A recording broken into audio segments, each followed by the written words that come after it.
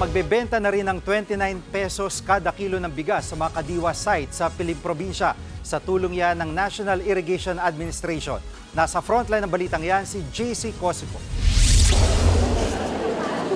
Nadagdagan pa ang mga kadiwa site na nagbebenta ng 29 pesos kada kilong bigas. Ayon sa Department of Agriculture, hindi na lang ito sa Metro Manila dahil magbebenta na rin ng murang bigas sa mga kadiwa site ng National Irrigation Administration o NIA sa Central Luzon, Calabarzon, Mimaropa at Caraga.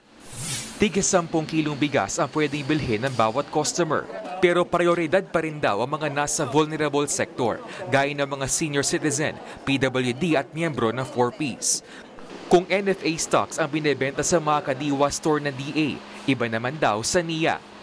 These are newly harvested and newly milled rice. Nakipag-contract farming si NIA with the Irrigators Association. Nagbigay ng subsidy si NIA dito sa mga Irrigators Association.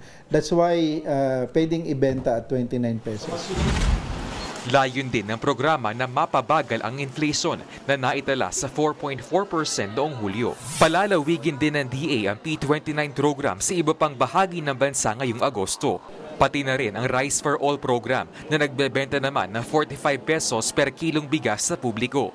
Target buksan ang mga nasabing programa sa Rizal, Batangas, Cavite, Cebu, Sulu, Maguindanao at Samar.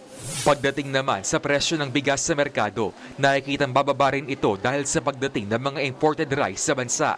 Sa tala ng DA, nasa 150,000 metric tons na ng imported rice ang nasa bansa mula nang ipatupad ang mas mababang taripa para dito. Samantala, tiniyak naman ng DA na nananatiling sapat ang pagkain sa bansa. Yan ay sa kabila ng pagbaba ng produksyon sa agriculture and fisheries noong second quarter nitong taon. Kabilang dyan ang produksyon ng palay at mais na isinisisi sa epekto ng El Nino. Kung hindi nagawa yung mga mitigating measures before, including itong mga support measures na nabigay during the El Nino episode, definitely mas malaki yung loss. Kasi isa to sa matinding El Nino. Bumaba rin ang produksyon sa livestock sector sa gitna ng problema sa African swine fever. Sa kabila niyan, umaasa ang DA na makababawi ang agri-sector sa natitira pang bahagi ng taon. Nagbabalita mula sa Frontline, JC Cosico, News 5. Mga kapatid, Jiggy Manikad po, iba na ang may alam at may pakialam sa panahon ngayon. Para sa konkreto, kumpleto at komprehensibong balitaan sa Frontline, mag-follow at mag-subscribe sa social media pages ng News 5.